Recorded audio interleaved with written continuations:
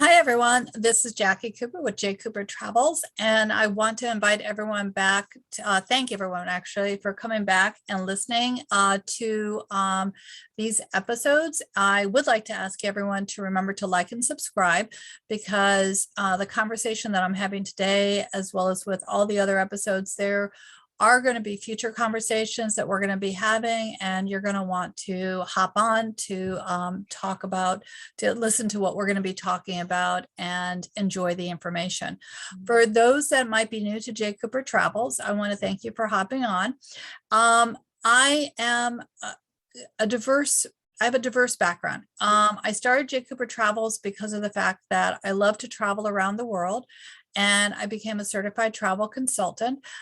So that way I could help others travel as well. And then COVID happened. And so because the talk show was supposed to be talking about bucket list places to go, places that we have been, that sort of changed. So now it's more about how do we travel in life? How do we travel with our family, in our profession, career, in our community, as well as, personally. So we're all on a path, and, how we walk that path is also how we impact others. And with that in mind, I want to introduce a very special guest. Stacy and I connected on variety of social media platforms, and I am super impressed with her dedication and support of those that she's mentoring and helping. And I'm going to have her explain more, because I think that when you listen to her story and what she's doing in the community, you'll definitely want to reach out to her and refer people to her, and to support her efforts. So Stacy, welcome. Thank you so much for being on. How are you doing today? I'm doing well. Thank you so much, Jackie, for that lovely introduction. I'm really happy to be here. Thank you so Yeah. much. Yeah, no, we had a really exciting conversation offline, and I'm really happy to have you on the recording to share more about what you're doing. So, because you've done so many things, why don't you go ahead and introduce what you're doing currently, as well as the website and how people can contact you. For those that are listening, if you don't have paper and pen, that's fine. The information will be in the block below. All you need to do is remember to come back to J. Cooper Travels, the talk show, and this episode will be there. You'll be able to write everything down. So Stacy, how would people reach you, and what is the name of your organization so people can also reach out? Right. My organization is True You Ministries, and the website is trueyouministries.com. And on that website, you can reach out to me by filling out the contact form, or sending me an email, or even giving me a call. And I am a licensed Christian counselor as a pastor. So I'm not state licensed. And the beauty of that is I get to work with people all over the world. I know. So, how did you come to be both in the therapy area as well as doing what you're doing? Because I know that that has been an evolving story. Yeah, it really has. So my background initially is in the entertainment industry. And so I graduated from college with a BA in theater arts, and I love theater. And I got into the entertainment industry as a production assistant, and then eventually moved into casting and being an agent for composers. So I was in that industry for about 14 years. And there was a time in my life where I was like, oh, do I really want to continue on this path? And if not, where? What do I do? Well, I had prayed to the Lord, and I'd asked him to give me a sign, and he did. So he shut all the opportunities up for me in entertainment. And I found myself working in human resources at the Foursquare Church corporate offices. And it was there that I met a woman who had introduced me to a faith-based emotional healing process. And she'd asked me if I would be interested in going through it. And I said yes. I was newly married at the time. And I had some issues that hadn't been resolved, and they kept cropping up in my relationship with my new husband. And I knew I couldn't keep going down that path. So I went through that process, and I had been wondering, Lord, what is my purpose in life? And he answered, and he said, I want you to take other women through this process. I was like, okay, now how do I do that? How do I do that? And so we brought it to our church, and my husband and I worked with the men and the women. He worked with the men, I worked with the women. And I've been doing that for a number of years, still working in human resources, but finding such a dissatisfaction in the work that I was doing. And I wanted to do more. And a few years into lay ministry, I sensed that I was supposed to go back to school and become a counselor. And I was doing a lot of research in what route should I take. And then I met this gal in my Bible study, and she was a semi-retired MFT. And she kept saying to me, you need to be a counselor. And I was like, can we have a conversation about that? Because that conversation really helped me go a different route, because I was looking at state licensing, and I didn't realize that with state licensing, number one, you're restricted in the state that you're licensed in. And as a person of faith, I wouldn't be allowed to introduce the Bible, prayer, talking about Jesus with my clients. And I learned that through this counselor that I was talking with. And I said, oh no, I can't do that. And so I looked at the Christian counseling route, and I found a wonderful program and learned that the licensing would be as a licensed pastor.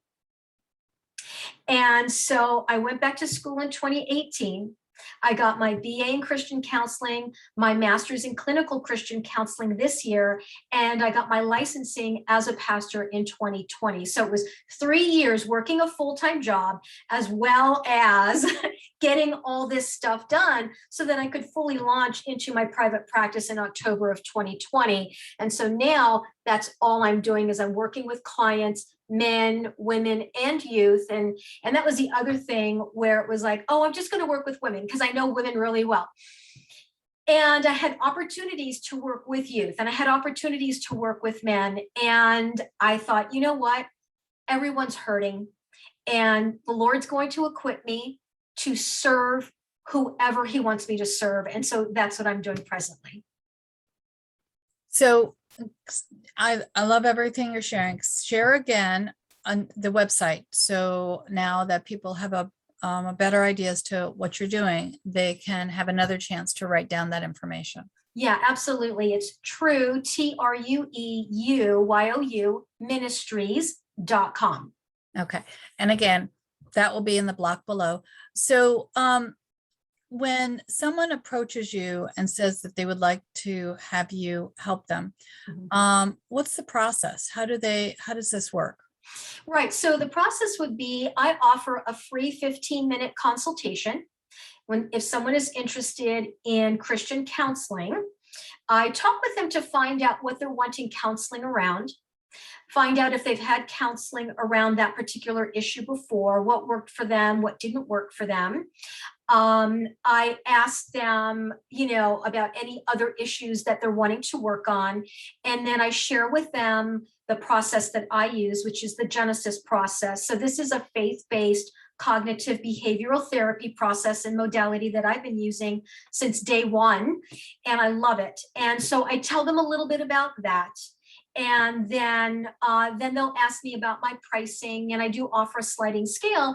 And then we determine whether or not we would be a good fit to work together based on what it is that they're coming to counseling for, and whether or not they're really wanting. Some people will say they're spiritual, but they're really not open to the Bible. And unfortunately, I'm not able to work with people who are not open to, the Bible, Jesus, having him at the center of their healing. And that's okay. I always want them to have the best care that's available to them. And then I'll also, give them referrals. But that's what I do in the 15-minute consultation. I just get to know that person a little bit better, and we figure out whether or not we're going to move forward together. So you use some terminology that people might not know about, the cognitive side. Right. You want to explain a little bit more in case someone's not familiar with all that area? Yeah, absolutely. So cognitive behavioral therapy is going back in order to move them forward. So there are traumas that people experience in life. There are hurts and wounding that people experience that haven't been healed. But what they're doing is that they are reacting in the present moment to an incident or a trauma that happened in the past. So we go back and identify what are the root issues underneath how they're reacting, whether it's in anger, they're stressed out all the time, or they kind of tend to attract a lot of drama, and looking at some of those addictive coping behaviors as well. So we get to the root of, so what is underneath all of that? And it's a detailed process where we invite Jesus into that healing process so that they can let that go and be able to move forward. So we've got to heal the past. I help people live in the present so that they can then dream their future. But there is no future without healing the past. So a lot of that work is around that. Yeah, everything is so interconnected. You're right about that. Yeah. So with you mentioned a lot of different types of categories of people that you help, but you also mentioned youth. So how are you working with youth? Because that's also something that you and I connected on because of my being in the special education side, elementary teacher, and also doing a lot of volunteer work with children. How are you helping the youth?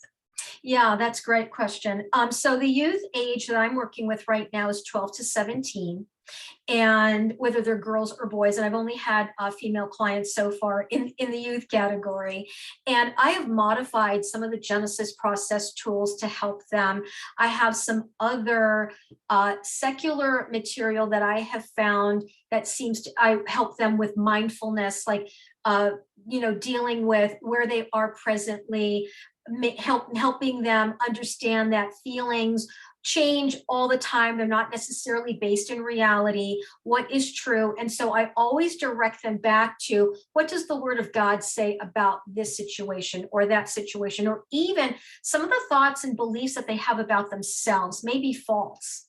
And so I'll say, you know what, for your homework this week, I want you to go to the Bible and find 2 or 3 scriptures about what God says about you, so that when that lie starts to come in, you can pull out that scripture verse that says, no, wait a minute, this is what God says about me, because what he says about each and every one of us never, ever changes. So, and some clients will come to me because they have suicide ideation, and that can get a little tricky. But again, bringing them back to the truth of who they are, the truth of what they think might be going on, what is really reality, and grounding them in that. That sounds great. I mean, again, I agree with you. A lot of times our vision of ourselves is not always the reality. And then also our actions are always tied to something else. So I see it with with what's been going on with COVID, in terms of like what you and I talked about, the trauma that, a lot of individuals are experiencing or have experienced, and how we're going to help our kids work through that as well. What other areas do you see as maybe giving some guidance to people? One of the things that I'm starting to do in the talk show is one tip, one place. So, for example, where are you located? I'm in Glendora, California. Okay, so many people might not have had a chance to enjoy that community. So the one place would be, is there, if someone was doing a road trip through your community, is there a place that you would suggest that they stop and enjoy and visit in your local community? Yes. Well, I love downtown Glendora. It's such a cute little community. We've got what we call the gumdrop trees. Oh, wow. They are absolutely beautiful. We'll see the guys out there trimming those big trees, and they just line the main drag throughout Glendora. And when I go walking through the neighborhood, I'll see those gumdrop trees and they put a smile on my face, and I'll look and I go, oh, they all need a little haircut today because the leaves are sprouting out. And I'm like, they're having a really wild hair day today, but they're so cute and they're so much fun. And you can't help but smile when you see them. So it's such a quaint and fun little community. Just this past weekend, they had the classic car show down the main road, and we went, they blocked off the streets. There was a band there. I got to meet some of the folks in the community, and even a gal that I'm friends with on Facebook, but haven't met her in person. I got to meet her on Saturday, and it was really awesome. That's awesome. Yeah. So that's the one place. Now, what's the one tip that you might want to share with someone who's listening? Obviously, you know, they can definitely reach out to you to provide support and guidance. But if you only had like one tip to maybe share with them that would help them in their day or with what they're maybe positive or not positive going through, is there anything that comes to your mind? Yeah, there is. One thing that I would want people to know is whatever it is that they're going through, that they're not alone, that what they may be experiencing is not unique to them.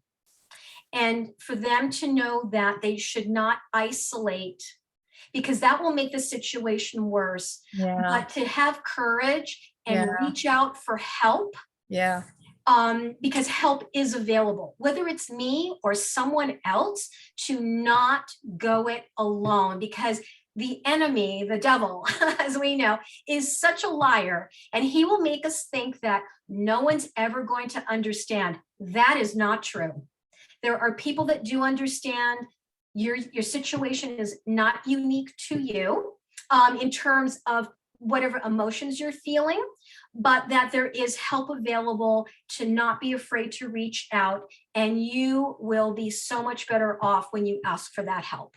I think that's wonderful, and it's so true. And that is something that I think over the last year that we've also learned, even though we might have been isolated at home because of the COVID situation, everyone was experiencing it. And what was, I thought, even though we haven't seen it recently, but when we first went into lockdown in last March, we would see on Facebook people in different communities like singing on their balcony or playing music. And, you know, everyone was, you know, having this connection from a different perspective.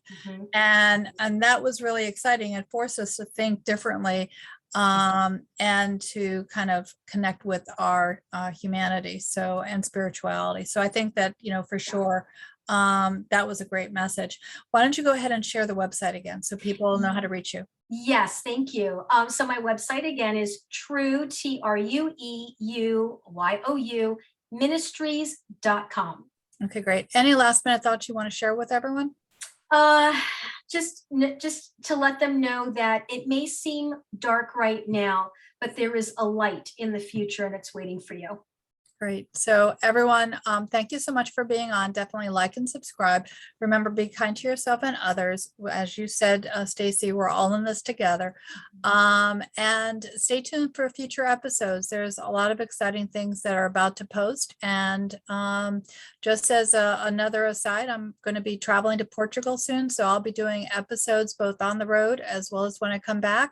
And I'm going to be excited to share all the various adventures that I'll be taking as well. Have a great day, guys.